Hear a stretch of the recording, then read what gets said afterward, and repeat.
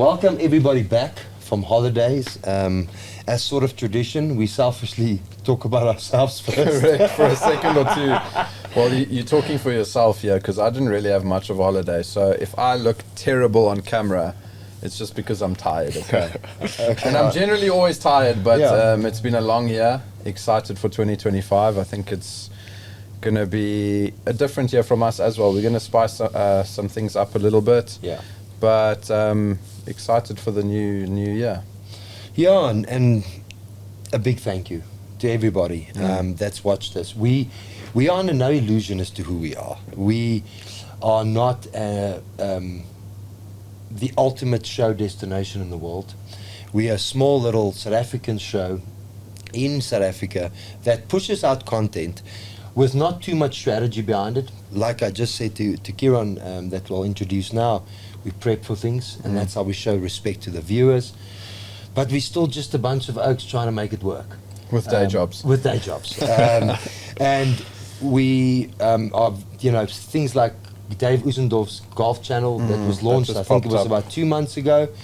That's incredible to see, and he's getting some nice traction on it. And there's some other guys now starting to pop up around. I can't wait to go into that social media and YouTube type of golfers and content. Yeah. We've even got Lyle, you won't see his face here today, but also planning some incredible stuff on simulation golf, virtual golf and tournaments.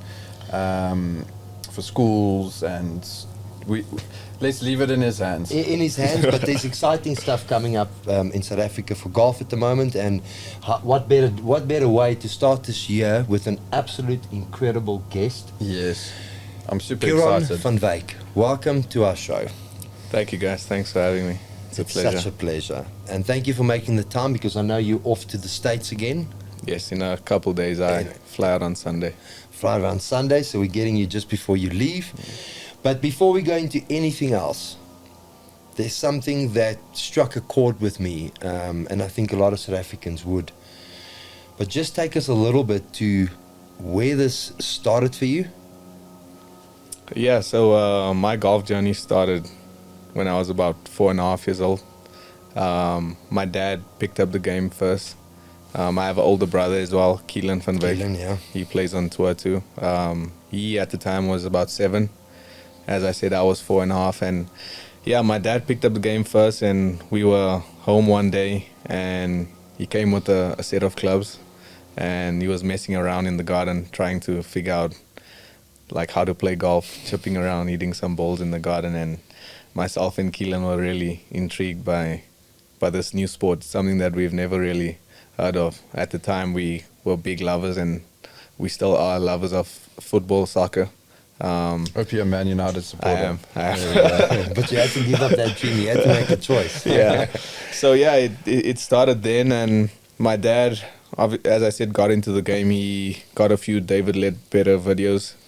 He would put them up in our lounge back home, and we were intrigued by the game, and we watched a few videos with him every night before he went to bed. Once our homework was done, and we had dinner. That's what we did, and slowly but surely he got us our own golf clubs. I remember starting out with a little Tiger set, an orange little Tiger set that had about just a driver, a putter, and a wedge. And that's how we started. We broke a few windows in the garden as we started, and we learned, and then we joined a club called Durban Deep. Don't know if you're familiar. No, not at all. I don't think it's still an established club right now, but it's out in the west. Johan Walvaart was my coach. Oh, Johan Walvaart. He's got a coaching academy that side of town now. Yeah. He was my coach growing up from, as I said, 5 years old. And that's where it all started. And quite an interesting thing, what was mentioned also, is that your dad put a PGA event on the one day in your lounge, and he was like, I need you to see this guy. And it was Tiger Woods. Yeah. And I'm assuming a little bit here for you, but it sort of took over from there. Yeah, Tiger's always been a big inspiration for any young golfers. I'm sure you guys too. But Yeah, for sure. he's a phenomenal player, and yeah, I can't really recall what tournament it was, but it was a PGA Tour event. It's a couple of years back. Yeah. Don't really remember what it was, but that's really what set it off for the both of us, and we decided to take up the game of golf. And the reason that was an important, that I'll keep it very short for me to mention with Arthur, was that something as simple as your dad showing you videos. You know, forget that it was David Ledbetter. As parents, we forget the potential influence that we can have by inspiring our kids when they are young. We sometimes think they don't always relate to something like that, but you never know what you trigger. Yeah, well, it's special moments. I even remember when I was a kid, don't know what age it was, but, you know, Sunday afternoons or Sunday evenings, if you're on holiday, you would watch the majors, you know, and there's Tiger Woods and Ernie Els and Nick Price and Mark O'Meara, just to name a few. Yeah. And these guys are really fighting to win a golf tournament, and the spectators around there and just the aura that these guys have was just something like, when you're that age, at like 5-6 years old, you're just looking and you're like, this is unbelievable. I want to do that. Yeah. You know, it's crazy. Yeah, and it's quite interesting for me that there was a connection with Kieron and golf, which at that point when you were young, wasn't really, the golf game wasn't the same as today. It was more known as a stuffy environment. I don't know if I'm saying this right now. But think about this, when you were growing up, golf wasn't like you can just go there with your pluckies, and it felt a bit stiff. It felt like you were... A lot of tradition. Correct. It felt like you needed to step on, don't want to step on toes. You know, it wasn't as accessible. And you don't really want kids at the golf club because they're going to just interrupt you. Correct. You know, or slow you down on the golf course. There was a little bit of snobbishness back in the day. No doubt about it. But it also depends where you grew up, right? So absolutely. So. Okay, and just to also set a tone for your personality, and Kieron, you must tell me, but I really enjoyed the fact that Isaiah 41:10 was something very close to your heart. Yeah. And it says, so do not fear, for I am with you. Do not be dismayed, for I am your God. I will strengthen you and I will help you, and I will uphold you with my righteous right hand. Yeah, so I grew up in a very religious family, more so from my mom's side. And God has always been a pillar of strength for me. I know He's created His own purpose for my life, and I'm just grateful for everything that He's done for me, and can only pay back in the ways that He's shown me my talents or blessed me with my talents, and for me to go out there and live it out. Well, that's wonderfully an inspiration. So you Ramsig? Yes. Good old Joburg boy. Yes. Kiro school. I know it's Kiro Aura because it's a specific school in that area. Yeah.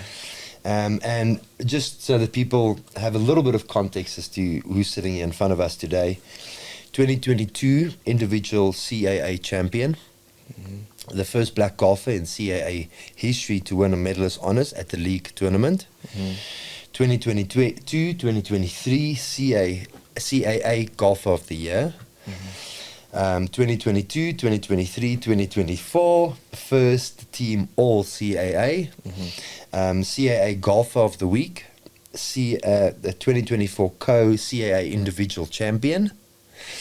Recently got an Alfield Daniel Championship invite and made the cut. I think you were the only amateur to make the cut. Yes, Yeah. only We'll amateur to make the cut. And recently a PGA Tour invite, Puerto Rico in March. Have I got that summary right? Yeah, spot on. Yeah. But Because how there's- difficult does the Americans make it? It's like you are the ABC, AFG champion. So it says, is it Coastal Athletic Association? Yes. have I got that right? Yeah, that's right, Oh, yeah. I don't even know that. Yeah. Chartered accountant. Okay, and so I'm just as a highlight, and then we're going to let you just go into this a little bit, but the current landscape you find yourself in is Charleston College golf for men's golf. You're an Under Armour player. You also smashed the college journey for golf, which is a rare statistic. And It's only a couple of South Africans that have couple done of that. South Africans that's done it that successfully. And I want to talk as with your coach Mitch, that also the grit and the absolute determination under pressure that you have, which is going to play a role in a further conversation. And that's where we find ourselves, and that's Kieron van Wyk. In small summary, a little bit of a journey to this point. Yeah. Have I got it right? Yeah, spot on. Yeah. Okay, so Arthur and I, we want to make this, very relatable. But you get an invite to Charleston. People are still going to hear a lot about you for the rest of your life, Kieron, the way that you are going and by God's grace. So just tell us a little bit. You get there. I'm not talking about the idea of flying over. You get there. What do you do? What does this hall look like? Do you have mates? What do you eat? Is it awkward? What is your experience? Yeah. Take Is us it through lonely? that. Is it amazing? I've actually got a really good story. Wonderful. For myself. So, leaving for Charleston was August 2021, and I was about to leave, so booked my flights. Direct flight to Atlanta, 15 hours. So touchdown in Atlanta, and I got an email that my apartment complex where I was staying at, they were slightly behind with the renovations of the apartment complex. So they suggested that I needed stay somewhere else. So luckily we had friends. My dad has a friend in Atlanta, so he said I should stay there for a couple of days. So we'll move around the flight for Charleston. So I stayed in Atlanta for about 5 days till the renovations was done at my apartment. And my dad booked my flights through someone that he knows that works at Delta. And so the morning of my flight, supposedly to Charleston, wake up as usual, go to the airport. I think I had a 7 a.m. flight. And the family that was hosting me in Atlanta asked me for my flight number. And I gave it to her, what I thought was the right one. And she couldn't find it under or for Charleston, South Carolina. So anyways, went through, checked in. Actually at the way in, my bag broke in half. Had to get a new bag, tape it up. That got sent through. So it was a hell of a morning. I was tired as well, still a bit jet lagged. And went through, got into the airplane. Didn't realize that there's 2 Charlestons in America. And the flight that I got onto was to Charleston, West Virginia. And it's in Carolina. And I'm at Charleston, South Carolina. So my fault partly too, but as I said, I was jet lagged. So anyways, touchdown in Charleston, West Virginia. And I looked out the airplane window, and there was a whole bunch of trees. Just a lot of trees. And I was like, where I'm supposed to be going, there's supposed to be ocean. It's like, something's not right here. So started texting my coach, and he told me, I'm waiting for you. I'm picking you up. If you go to the carousel and then pick up your bags, take a left, and I'll be standing there. So I go to the carousel, pick up my bags, and I take a left, and I'm looking. You're still not realizing? No, I've sort of caught on, but I wasn't sure. Yeah. And so Welcome then to America. Yeah, so I pick up my bags and I turn left and I look straight into a wall, and I'm like, this is obviously not the right place. So I call him and he's like, oh, did you fly to Charleston, West Virginia? And I was like, looked at my location. I was like, yeah, I did. How far is it apart? So then I had to get a flight from Charleston, West Virginia, booked to Charlotte, from Charlotte down to South Carolina. So that I think I was meant to arrive in Charleston, South Carolina, supposedly at 9 a.m. I only got in that night at 9 p.m. Because I had to wait. Charleston, West Virginia is not a big town. Yeah. The airport was pretty small too, so I had to wait for a couple of hours to get on a flight, then go to Charlotte, wait for another flight, go down to Charleston, South Carolina. So my first few days into college was quite interesting. That night too, got into my apartment. The reception was obviously closed. It's 9 p.m. at night, so I couldn't get into my room. So I slept on the couch. in the apartment where my teammates were staying, but I couldn't get into my own room, so I had to sleep on the couch for one night. I suppose it's not the worst thing yeah, in the world. not too bad, but yeah, it was a whirlwind experience. My word. So it started a little bit in chaos. Yeah, for sure. Okay, so now you settled, you there. Take us a little bit through that. How nervous are you? What did you expect versus reality? Yeah, so all exciting in the beginning. I had a good relationship with my coach at the time. Our team was very new. He recruited a bunch of new players to try and change the landscape of the program. So a bunch of new faces. All of us were new to the environments, which made it also a lot easier in a sense that you're all experiencing Charleston, the same thing. Yeah. Okay. So it was fine. I think my personality helped me out with the chaos. I didn't stress too much. I'm generally known as a chill guy, so that helped me out. And then the expectations, I didn't really know much. I knew of guys such as Dylan Naidu, went to Arkansas. He came back. Garrick didn't stay long there too. So these guys were all in the Golf RSA squad with me before I left. So they familiarized me with what it would be like, but like you don't really know until you're there yourself. Yeah. And firsthand, I thought the American people were very friendly and forthcoming. Got a lot of help from the people at the school, orientation-wise, showing you where everything is. So, yeah, I think America's a good place to be. Obviously, first world countries, not as many inefficiencies as South Africa. Yeah. The people are friendly. The food is something that I don't quite enjoy though. I think we've got some really good food down here, and there's nothing like a good braai that you can have with your family on a Sunday afternoon or Saturday afternoon, and those are the small things that you miss when you're away. And so you get hand sort of picked, I mean, that was a reality. And it was by a coach called Mitch Krivilic. Thank you for saying that surname. And he's an Australian. It's an interesting one, yeah. He's an Australian, and it sort of helped you from, that he was also out of his own sort of comfort zone, or his own home base. Yeah. And then you guys made this massive impact because it's a really good golf school, and you guys have gone tremendous strides at it, and you were part of that. How does that feel because like you say, they were definitely they sort of reset a while back, and now you're part of that reset. Yeah. So going into college, I wanted to find a school that I would get a lot of playing time. Okay. I could have gone to bigger schools, but I had the conversation with my dad to go somewhere where, firstly, the coach welcomes me and believes in my ability, and secondly, to get a lot more playing time, to familiarize myself with the American golf courses. The grass is different, so the more you get to play and the more you put yourself in those situations, I think the better of a player you'll become with those experiences.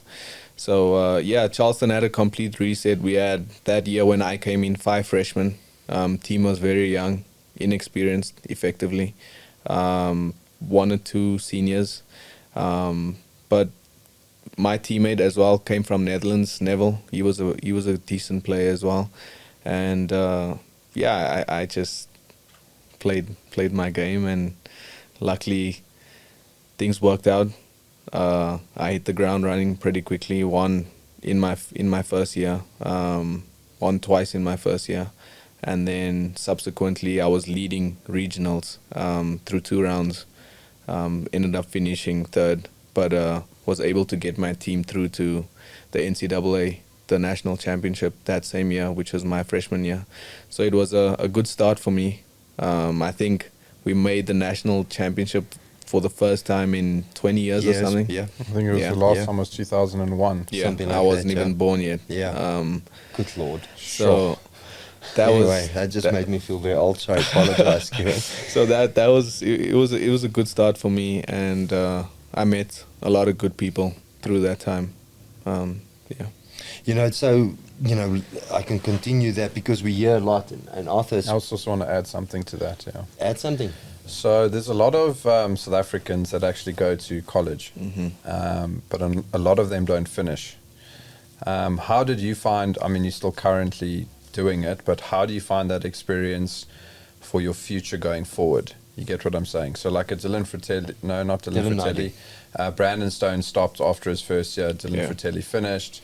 Dylan Knight also stopped. Yeah, Dylan Hardy also stopped. Gary Hugo also stopped. Yeah. They all eventually got there somehow, but everyone's different, right? Do you feel like, this is obviously for South Africans, do you feel like going to college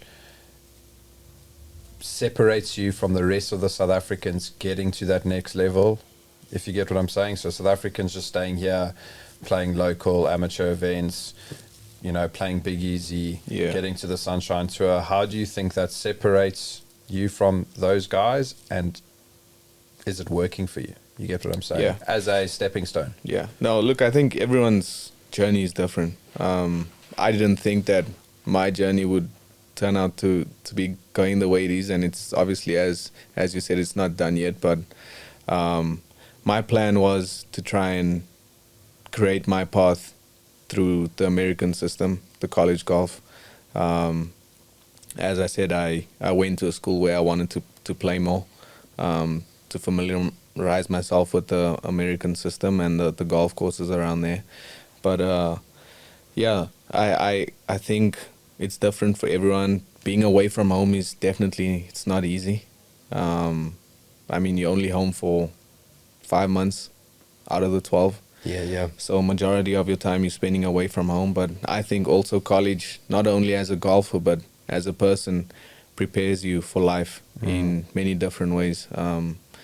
One being you just become more independent. You learn a lot more about who you are as a person and your character. Being presented with tough situations where mom and dad can't help you and you need to fend for yourself and do it on your own. So I think it's a combination of things that'll come together, and it obviously just depends on if you can stick it through. And for me, luckily, I was playing good golf at the time, so that wasn't a worry. I had good people around me, Mitch and my assistant coach JP as well. Okay. Him being South African made it a little easier. So they could played on tour with JP for a is while. it? yeah.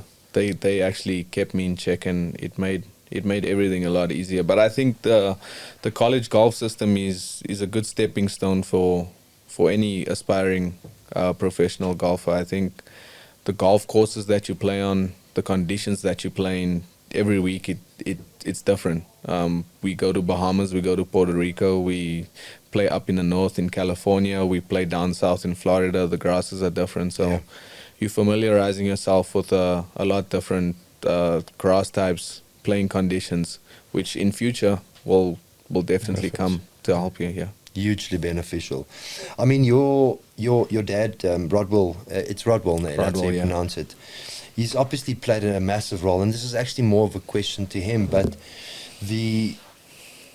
how did you stay, going on to what Arthur said to you earlier, how did you stay so disciplined?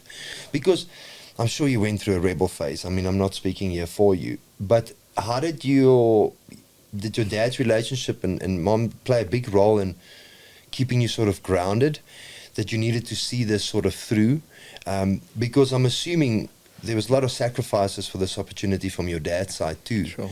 To put this together. But we always say, and as parents now, not new one, but one sitting also here next to us, it's one of the most things that you want the best for your kids, and you want them to stick to sort of something. And a lot of kids these days, they get distracted quite easily, onto the next big thing, or quick money or quick results. Yeah.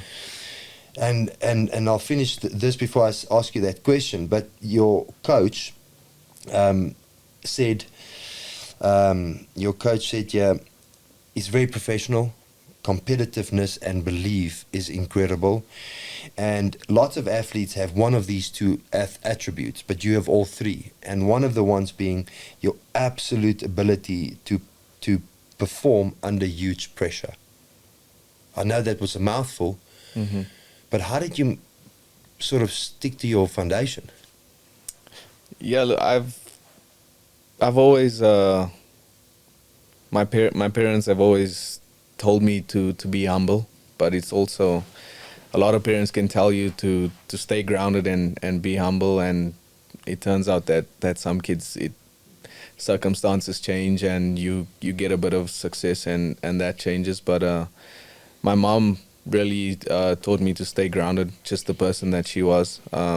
Unfortunately, she passed away in 2020, but she was a huge Sorry to hear that. a huge impact in my life of staying grounded. She came from humble beginnings, so that really helped me to stay grounded and just stay true to the person that I am. I always knew that the mental part of my game was one of my biggest strengths besides the golf swing and everything else. I always knew that the mental side was my biggest strength, and that would carry me through any adversities, as when my mom passed away was one, and challenges that I may face. Yeah. So that's always been something that's carried me through. And then obviously if you truly want to be what you want to become in your life and create your own destiny, you're gonna put your all into it, and that's 100% what I want to do, and I know who I become, where I want to be later in life, and not only the player that I want to become, but the person too. Sure. I think he's done a tremendous, your parents, I literally, there's nobody else that I will put this on to, because your parents has such a big part in you sitting here with that mindset. I always say when you're at school, I wish the school could grab you when you were younger. They teach you everything, everything, meaning, science, historic, math, and all of that. But they don't shake you to say, listen, whether you go study, and if you go study something, it's just a foundation. After that, you can be anything you want to be. You right now start to become conscious of what type of adult you want to be, what type of life you want to live one day. And I wish the school focused on that a little bit more, where it felt like they just followed a syllabus, and there's exceptions to the rule within the school system when it comes to a particular teacher that maybe inspires or takes more care and time. But I think that's the first part. Forget all the wonderful things I said about you and the achievements that you have earned. I'm telling you now, for your age to be this stable and know where you want to go, I think that's personally your biggest success so far. And that comes down to your father. And what's your mother's name? Helga. Helga. And I think it comes down to Helga and Rodwell. That congratulations to them for putting that together, because as parents, we all know. It's not easy parenting. Oh my God. And even parents that really have great foundation in their kids, they still sometimes go off the rails. And in fact, a lot of cases. And I definitely went through a personal rebel stage myself, and I regret it. And therefore, I can't blame my parents, because they gave me the foundation. Your personal success now is that you took it and you're running with it. And that is remarkable, Kieron. Yeah, I mean, like experiences shape people's life, and circumstances definitely do that. My mom's death, definitely being one of them, changed my perspective on life. It not only changed my perspective on life, which then subsequently helped my golf game in a way. I was just grateful to wake up and experience another day, which really helped me not to be so hard on myself and think that if golf doesn't go well and that it's the end of the world. It helped me in that sense. And from then I actually started to see myself playing a lot better golf, where I became a better player holistically, and a better person as well. I think we've, and thank you for sharing all of that, we've learned in life now that the sort of quieter guys sometimes, and there's, different strokes for different folks, but the quieter guys, they have this immense silent confidence. And it doesn't mean it doesn't come with insecurities, because we're all human. But that is an attribute that I think is tremendous for young people today. And I'm very inspired and grateful for the future of what the youth, if you look at the youth and what the youth has done to golf. And for me, especially after COVID, I don't know, but for me it felt like the COVID period, 2020 to now, YouTube golf, social media, events, live. I mean, think about this, guys. 2020. Think about what our reference point for golf was. You watch PGA, you watch the majors. Sunshine Tour didn't even have the presence it has today, even though they were a long-standing tour then. Yeah, 100%. But all of these accumulated things grew golf, so the viewership grew for golf, and therefore these platforms can accelerate. The Sunshine Tour can be stepped up, which Thomas Abt and the team have definitely done. And now youngsters like you can benefit from that landscape that's changed. I mean, I checked Garrett Clark just took ownership in Tacoma Golf. Sorry, Grant Harvard, my sincerest apologies. You've got the TaylorMade signing up these YouTube golf guys in an incredible fashion and much bigger deals than some of the PGA guys. And now you've got the TGL, and Lyle is heavy into that world. But now you've got TGL, which just FYI, got more views than an NBA final over the weekend. By the way, first event, 1.8 million average viewers at any given stage and 2.3 million in total. Wow. Not a bad start. But that's Rory and Tiger's ability to Correct. to get eyes onto it. So sorry that I'm going on about all of that, but that world is the world you live in right now. The older generation, call it 40 years, 35, that are playing golf, it's not past them, but you're in that world right now where all of this is Just getting growing. water now and growing. It's exciting. Tell me a little bit, if you don't mind, your own vision and idea in that world of golf outside of the formal championships and the tour events and all of that. Yeah, I think social media can be a good or bad thing, obviously depending on how you use it. But Americans especially, I've learned over the last couple of years, are big into social media and broadcasting, and it's something that I still need to get better at. I've tried to really expand my social media base and my following. I get told from time to time I need to do a better job and post more. I think I can say that to you too. I'm not really someone that likes to share too much on my personal life, but more my professional life. But also in America, you got the name, image, and likeness, the NIL for sure. world. So in order to capitalize on that and get the most out of it, I think you really need to dive into that world and create your brand constantly and improve it the whole time. So I think golf has really taken a different landscape. It's changed tremendously. I saw the other day on YouTube, Grant Hovrat was doing a video with Tiger Woods. I saw that. What TaylorMade that. Yeah, it was the DOD, what driver off deck Yeah, session. it came out a couple of days ago, and you think that was just a guy like one of us, a normal guy that's changed his path in his life, meeting an idol like Tiger Woods. He was in the same path as you were, Yeah, Grant. really. Yeah, he was going to be a professional golfer. That was Yeah. his. Yeah, and it's interesting to see how all of that just changed through social media, and I think it's really something that youngsters as well, and I see a lot of youngsters on TikTok as well, Yeah. posting challenges, doing play a hole with me or play 5 holes with me. Yeah. Have really started to do that, and I think that's just the way going forward. We have technology at our fingertips, and I think we should just use it effectively. Kieron, I'll tell you there, and for maybe your own mind shift change there. Social media, Arthur's younger, he uses it personally a lot better. I think professionally he needs to get a lot better. But personally, he shares every now and again. I'm an absolute non-sharer. I think 4 years ago was my last post. Oh, you're about to get your pensioner's card soon. So. Yeah, fuck you, okay? Fuck you, okay? Why? Damn it. But the thing that's, for me, that's really changed, and one, when we started this, Arthur and I, it was awkward. It's still awkward for us. I honestly, when he clips something and it's just me, I won't even like it. I'm so awkward with things like that. And but what really is that, don't try and fake it. Just be who you are and put that journey on. And to me, Bryson DeChambeau changed everything. Yeah. Bryson DeChambeau went from sort of known as an arrogant people. That's what he was Not a known for. Was likable good guy, perception. Yeah. But actually, he's this incredible guy at heart, and incredible, and that reflected on his channel. What he does for other people, and I think that you have that same ability.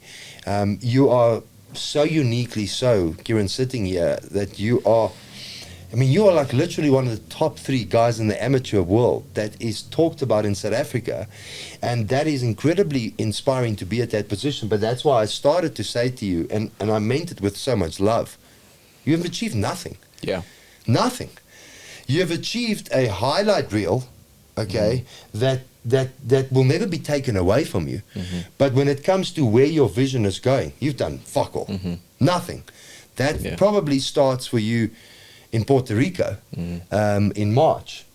Well, at least proved himself at Leopard Creek. Yeah, listen, no, again, I'm just humbling you down a little bit. Yeah. You know? But I was just pouring the water. I over hope I'm not coming across No, like a doers when I say all of these things. No, for sure, yeah. But in a sense, you're pushing.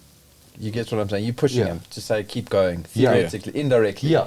So, and it's good motivation, right? It's not like he hasn't done nothing and you're going at him. He's done a lot. Yeah. And you are pushing him to say, keep going. Yeah. Indirectly. So yeah, it's for a good sure. thing. And Renee might want to take this out, and you No, might feel, we're not taking nothing but out. sensitive. Like for instance, all they said there was, you know, and I get it's part of the highlight reel. Black golfer, black golfer, black golfer. Honestly, that's your highlights on a lot of websites. Yeah. Where I'm like, I get it, and here's where you need to now correct me. But I'm like, he's done. Besides, take the black out. Kieron van Wyk has achieved incredible results for such a short term. Yeah. Does it make a little bit sense what I'm saying? Or, It does, yeah. you know, for me, it was just, it felt like when you lead with black, it takes away from it takes away from the person. You know, it's exactly like any negative connotation too. No, it's the person. It's not necessarily the race around it. I think you should comment on that. Yeah, so I don't know what Comment your on that. feeling is on that. Look, this the sport that we play. As we know, there's not a lot of successful black golfers. And the problem is the best one ever was Sure. black. Yeah. And now it's almost like, and it's weird, and it happened to James Kamte, for example. Yeah. He even played a round of golf with Tiger Woods Yeah. because he just had that season or two where he was just winning and doing good things. And now everyone's talking about the next black golfer that's No, the next Tiger Woods. the next yeah. Tiger Woods. You know what I'm saying? Yeah. Because someone wants the next Michael Schumacher or the next Tiger Woods Michael or the next Jordan, Muhammad Ali or the Jordan.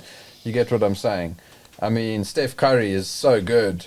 He's amazing. I mean, the talent that guy has, but people still talk about Jordan and people still speak Yeah. about Shaq. And you get what I'm saying? So people are waiting for the new thing and they want that different person like Tiger Woods again. So it's a bit of like pressure on that person. And I think James buckled under pressure. Yeah. Yeah. Personally, I know him personally, so I can say that. So I think it's just, we all know how social media is and the news media, it's people are just looking for stories so that people can click on it. Do you know what I'm saying? Yeah. But carry on. Give us a sorry. little bit more Yeah, insight yeah. there. Like I said, the reality is there hasn't been, especially in America as well, besides Tiger Woods, there hasn't really been that many other black golfers since then. In the college system as well. I don't know if you saw there's a APGA ranking as well, of which I'm leading that Yes, you are. ranking. But yeah, so I think it's like a breath of fresh air for people around in the US. Even though I'm not I'm not a African American. Yeah. I'm a colored in South Africa, but I represent that title of being black, and I take it on proudly. You're African. We We're African. Yeah, I advocate for black golfers and South African golfers abroad. Yeah. And I wish to inspire, not only in South Africa for sure, but also in America. for them to look up to me and see that I came through the ranks of the South African Golf Development Board, with many of the guys that are not white, they're black players, and I would just wish to inspire them and see that someone can do it. There's one of us that is able to do it. And for the younger generation too, right? Yeah. I mean, golf is growing in this country. Same as what CNM was doing for rugby. 100%. I think every person who has that opportunity to inspire, and if they can do it right, it's just so good for the country and for the kids. Yeah. You know, growing up and having that drive to look up to someone and say, well, if he's done it, I can do it too, because I've got an example. So I think it's great. And I think this is also a great conversation. Yeah, and just a last comment from my side, and I'd like to get your final opinion on that, because what inspired me to even talk about this is Sia. When Sia became captain, everybody said the first black captain. And when you were in conversations like, oh, what a good black player he is. A black player on his position, you know, as an 8-man, you know. Flank. Listen to me, sorry, flank. You know, it's not a traditional black position. Sure. And now that's gone. Yeah. When last have you ever heard Sia the black player, Sia the black captain? No, he's our captain. He's just what he is the now. captain. And I suppose you're quite right, and we're not delivering it from our perspective and opinion on this. But to me, that was the part that I really enjoyed. You know, when your mates, he's not just your captain. He's like, you that kid can look after your kid. You'll leave him with your kids. Without any knowledge of him. Yeah. He's got to that world now. And his genuineness, and even over holidays, you know, when you see him without shoes and he's playing amongst, you know, in Zimbabwe, he was in Zimbabwe on holiday, and he picks up the kids there and starts playing soccer with them and stuff. Yeah. That to me is just, that's the man he's now become. Yeah. And if you look at all of them, including Tiger Woods, Tiger Woods just put his head down and did what he needed to do. He also went through the same thing. When he was a kid, he could hardly get onto golf courses. Yeah. It was frowned upon because he was African American. Yeah. And when he came onto the scene and started dominating and winning tournaments, who was the favorite every week? Yeah.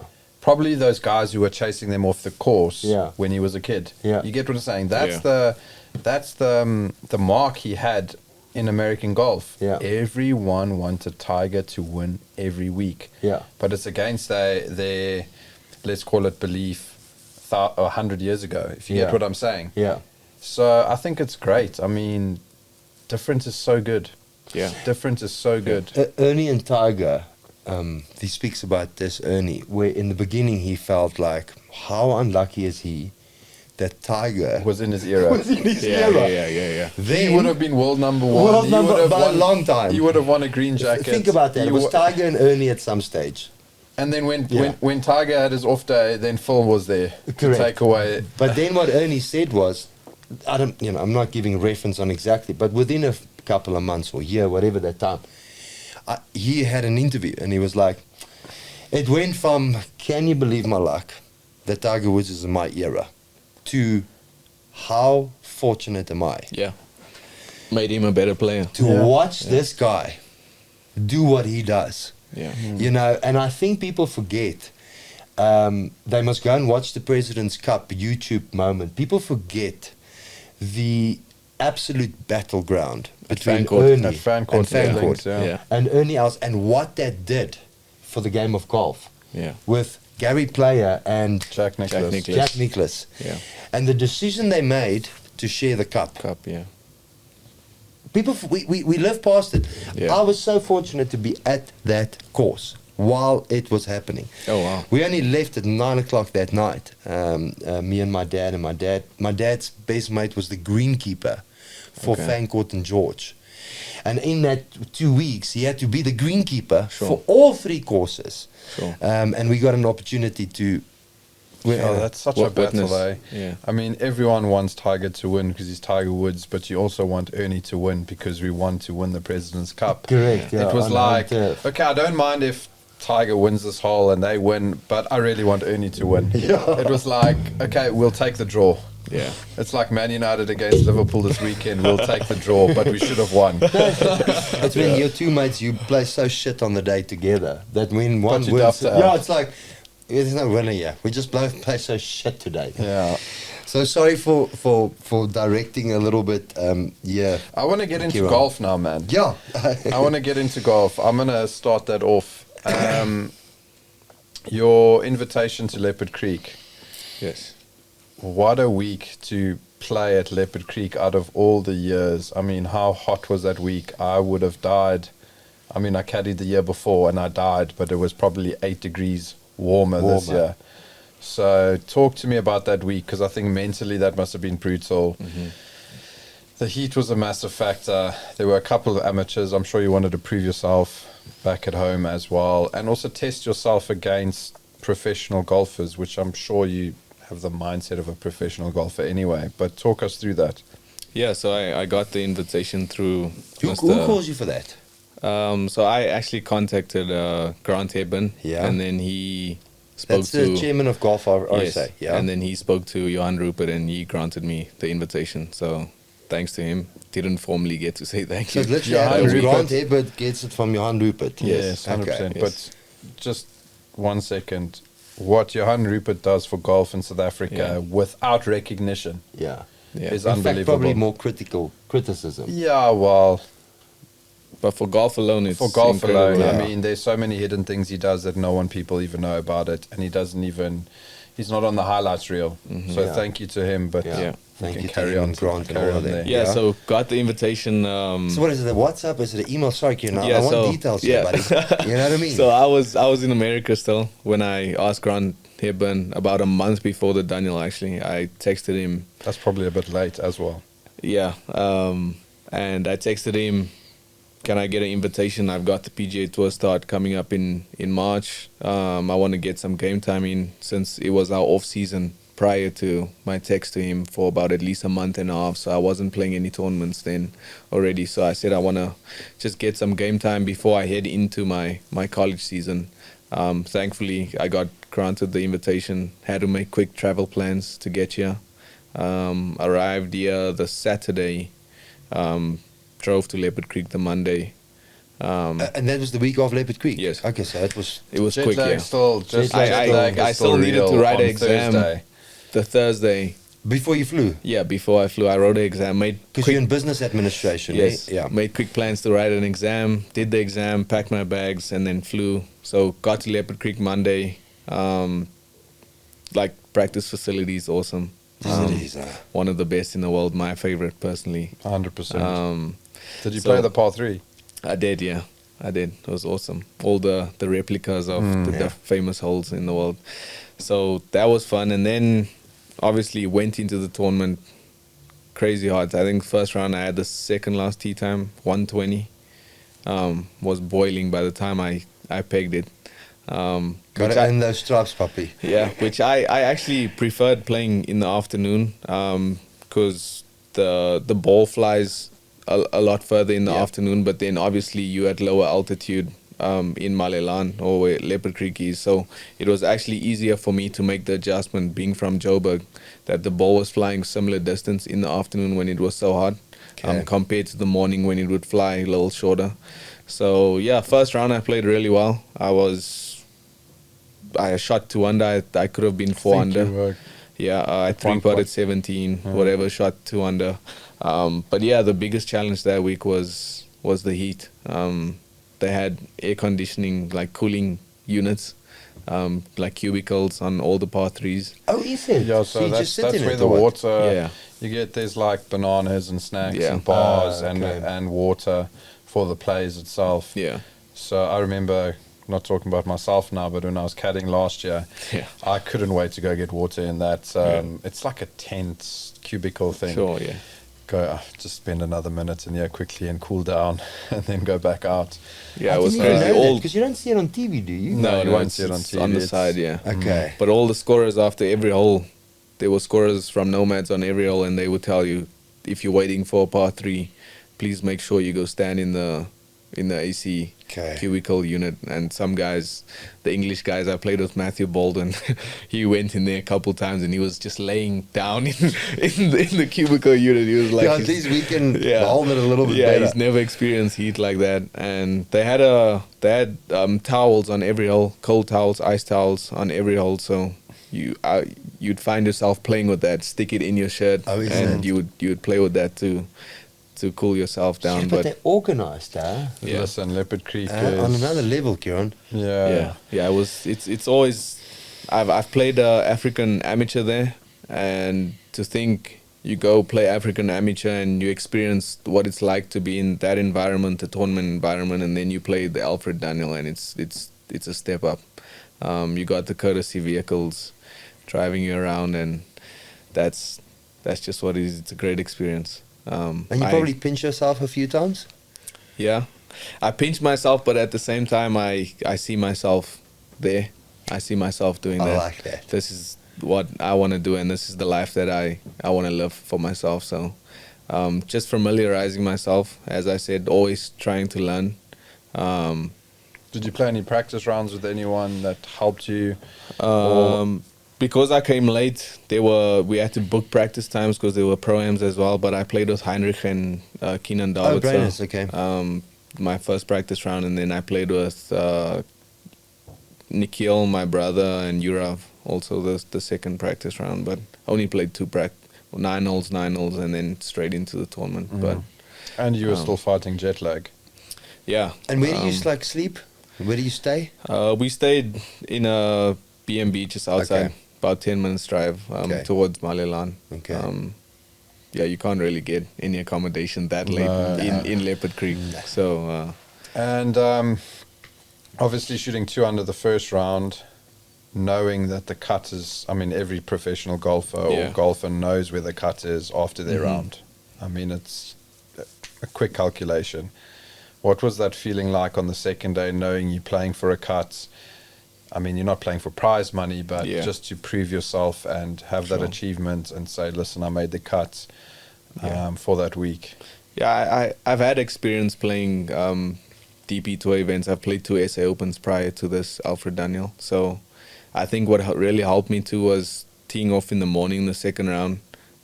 You're off to an early start. You don't really have time to think about all those things. Like you don't have the whole day. You don't have the whole day where you see scores coming in, where the guys are lighting it up and playing well. So now you subsequently putting yourself under more pressure. I think getting off to an early start that morning and just getting straight to it helped quite a bit.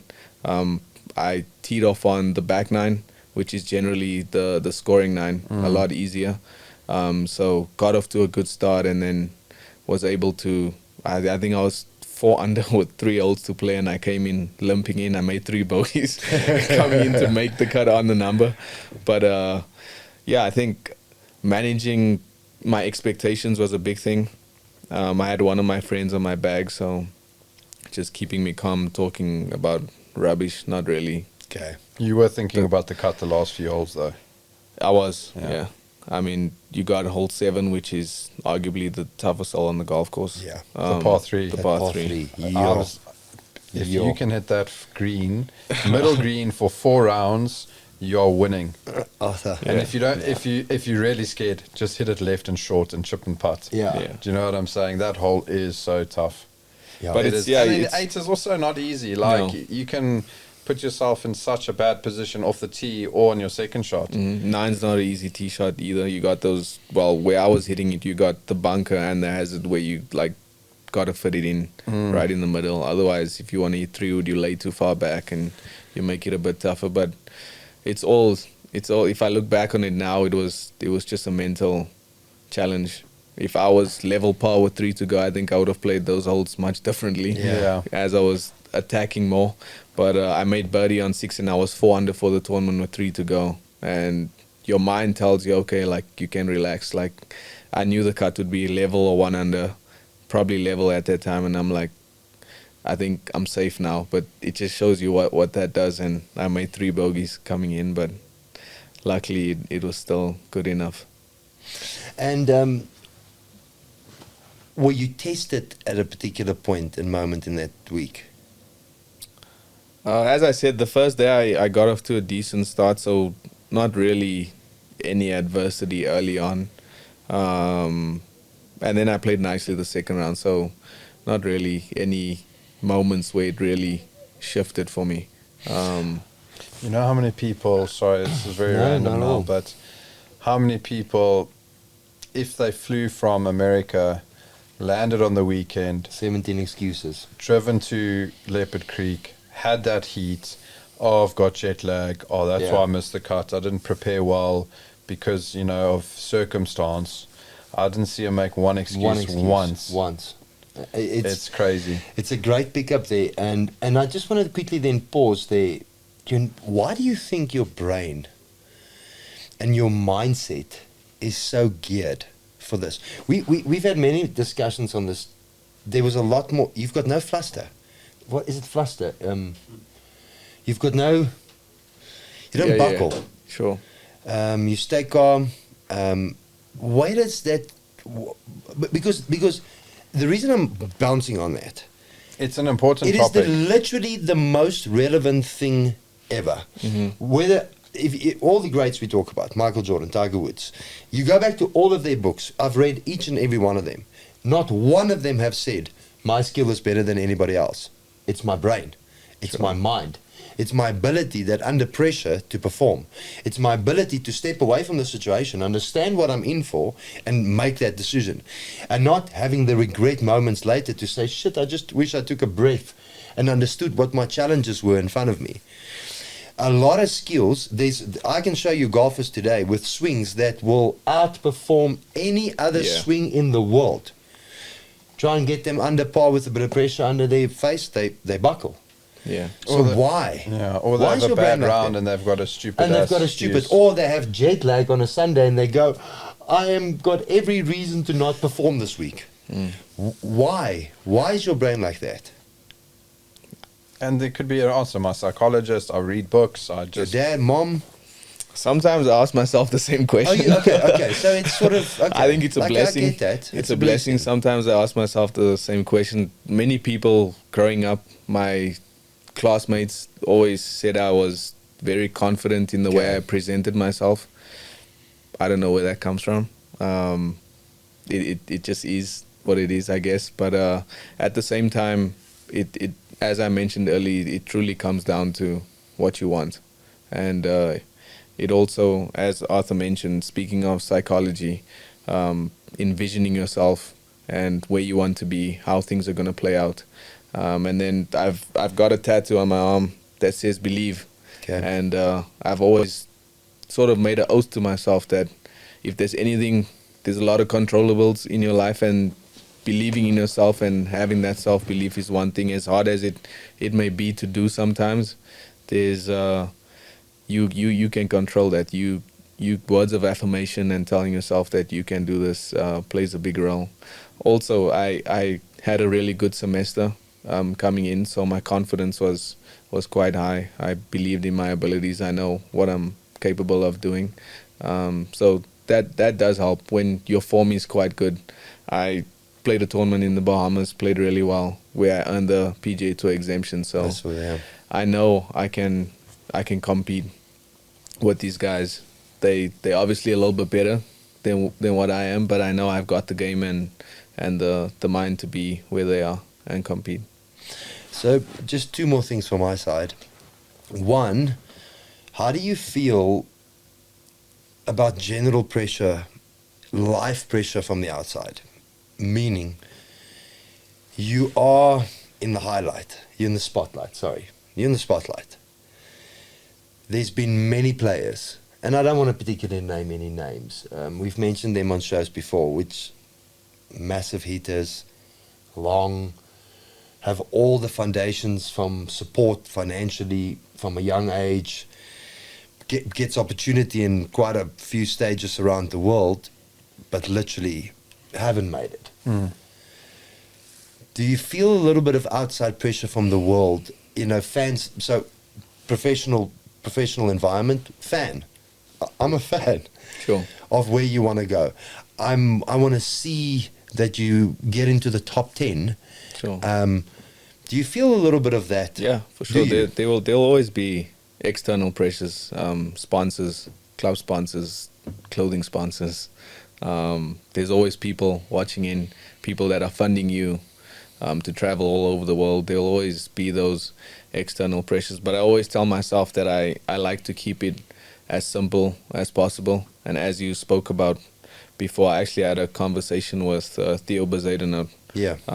I work with him through Golf RSA a couple of days, 2 days ago. I saw him and he asked me a similar question, and I told him I always like to refer back to a baseline, and whether that baseline may be in regards to my swing coach, where I have a specific maintenance bay, or with my psychologist, always trying to refer back to something that got me to where I am today. Yeah. And always going back to that as the foundation to my success, or what I'm going to achieve, which always simplifies it a little bit more for me. Yeah. And takes a bit of the heat off the moment and everything that's happening around.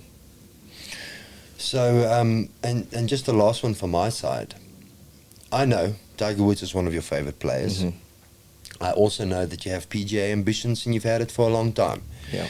I think when Arthur was referring a little bit earlier about some guys choosing to stay local and stuff, I'm now assuming here, but I think the reason you are there, I know from a young age, you had this sort of PGA Sure. in mind. Mm-hmm. Has any of that, one, changed? And two, give us something not to keep you accountable on, Kieron, because who the fuck are we to have any judgment on your life anyway? You know, Sure.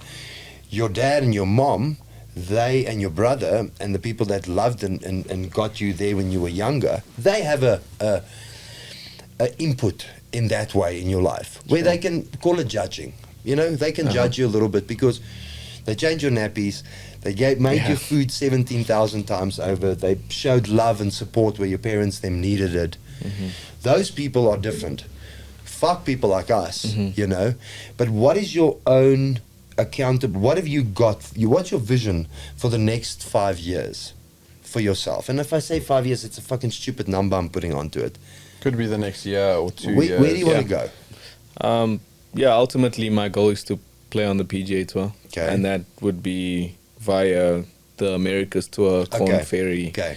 to eventually get onto the PGA Tour. So that's what the next 4 or 5 years look like for me. Okay. I'm going to try and explore that career path for myself in America once I graduate to turn pro, and I've got a couple opportunities over there that's probably, it will be set in stone pretty soon.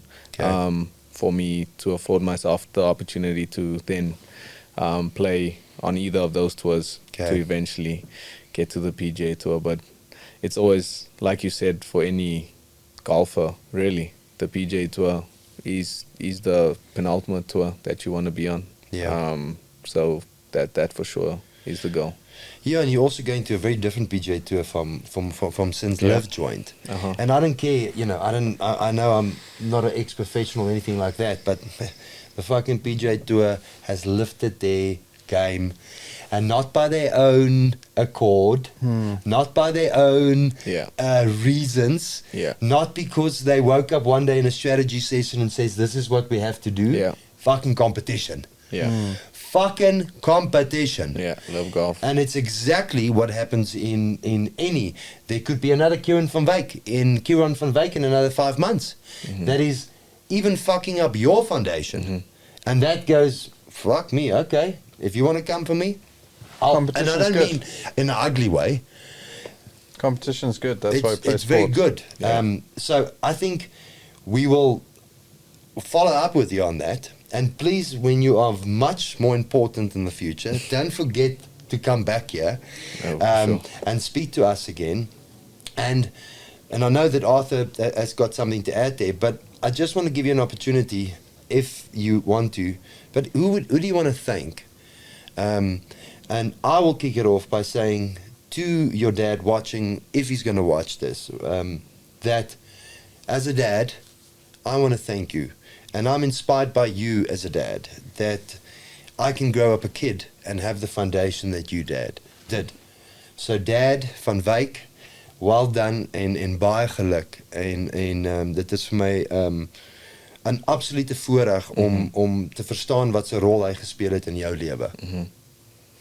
Yeah, I think there's many people I would like to thank, and what I'll probably say, I'll leave out a few names here, but I think it starts from the earliest days, as I mentioned, Johan Walfout, who got me into the game of golf, my teachers at school, teacher that really stands out for me, and he was our sporting director for all sports, but mostly spent time with the golf team, Mr. Ferreira. Thank you to him. And then to Golf RSA, the national squad, Mr. Johan Rupert, who funds the whole program. Big thank you to him for affording us all the opportunities. I don't think I would have firstly been at Charleston if it wasn't for the squad, because they afforded me an opportunity to go play overseas, where I then got scouted by my coach. So a big thanks to them and the SAGDB.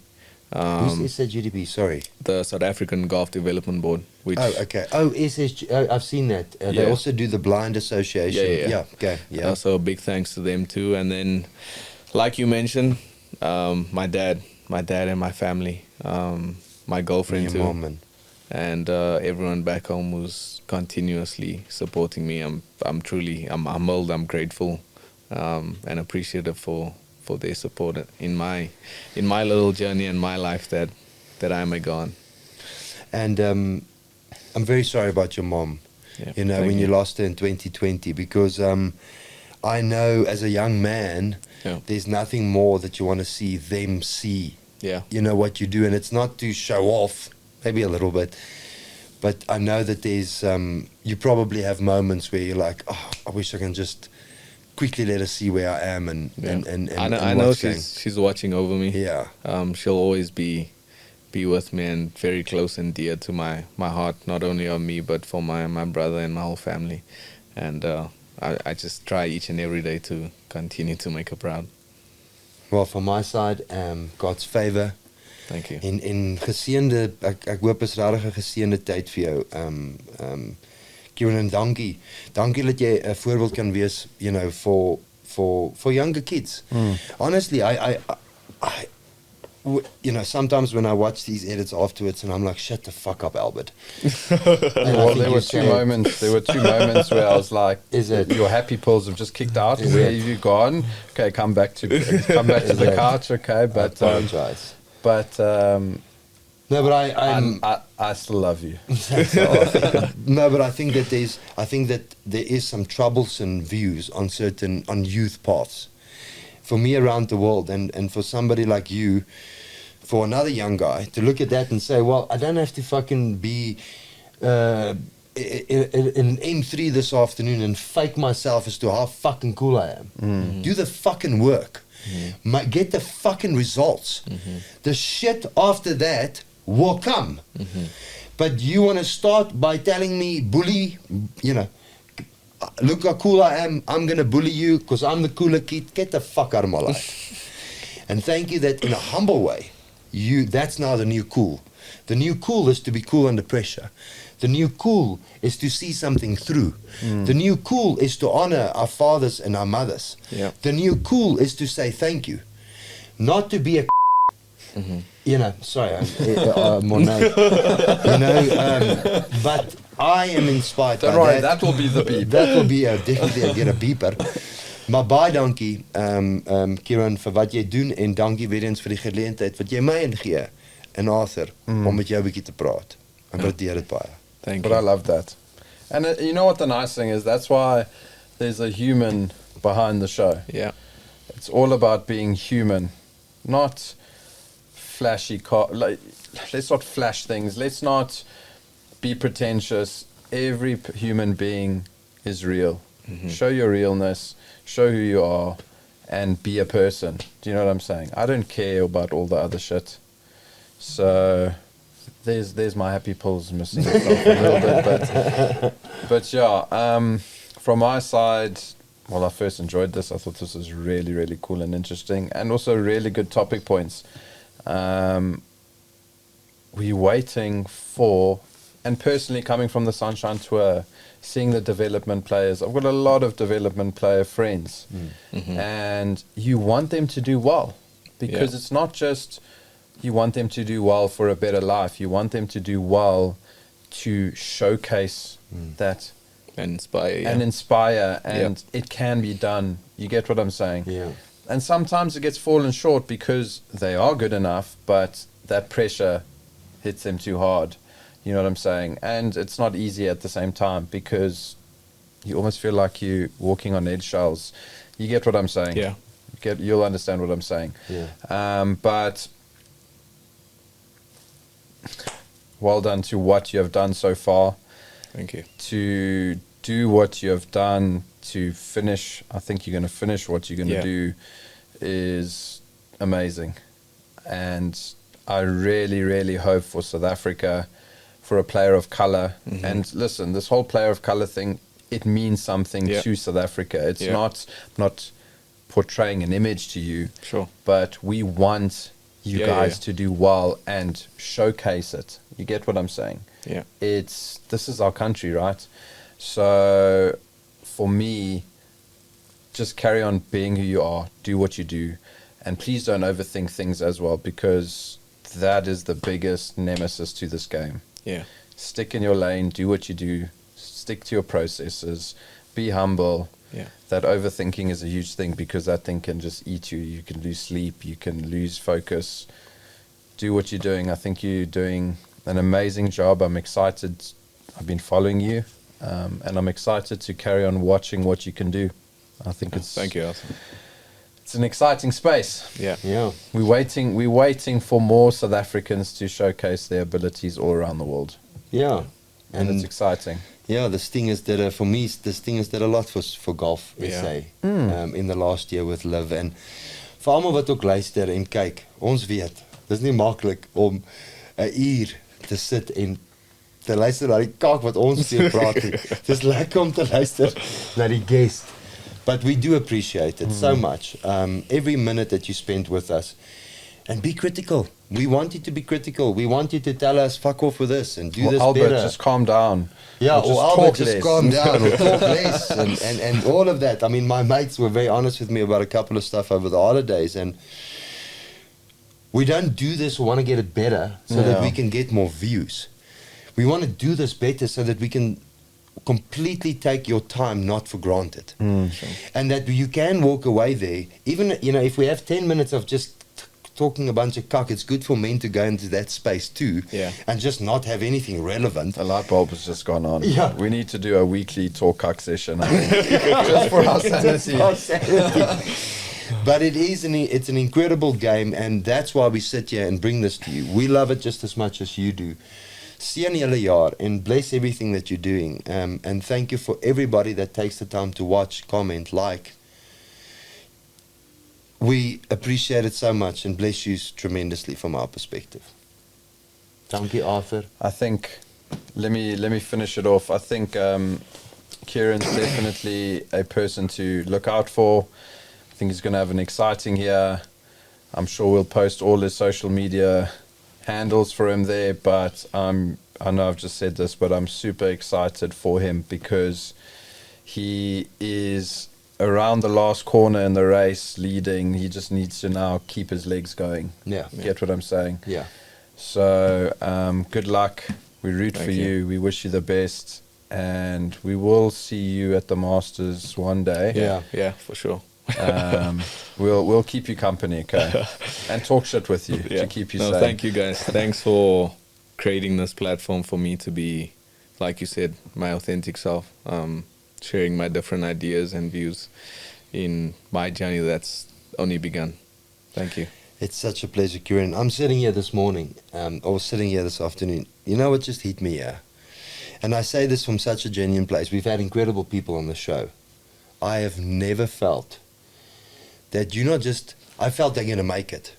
They're going to get a sponsorship from a good club. They're going to get nice clothing swap. And we've interviewed a lot of people. What I'm feeling today is that... Just please don't put too much pressure on him. No, he what's my fucking pressure on this guy?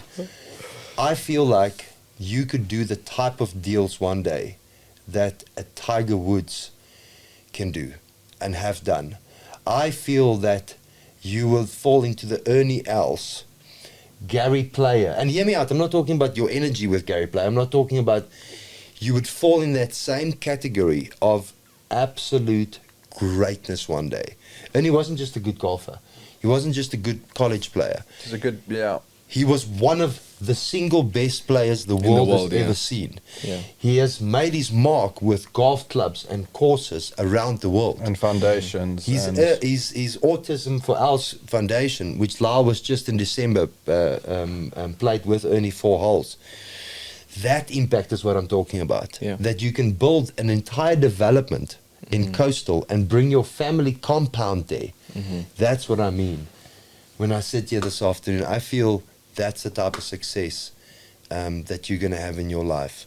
Yeah, But also to add to that, I think even if you do not play golf, eventually Something. you're still an amazing human being. Something Thanks, is going And to you come will up. be successful regardless. And that's not a hint to say you're not going to make it.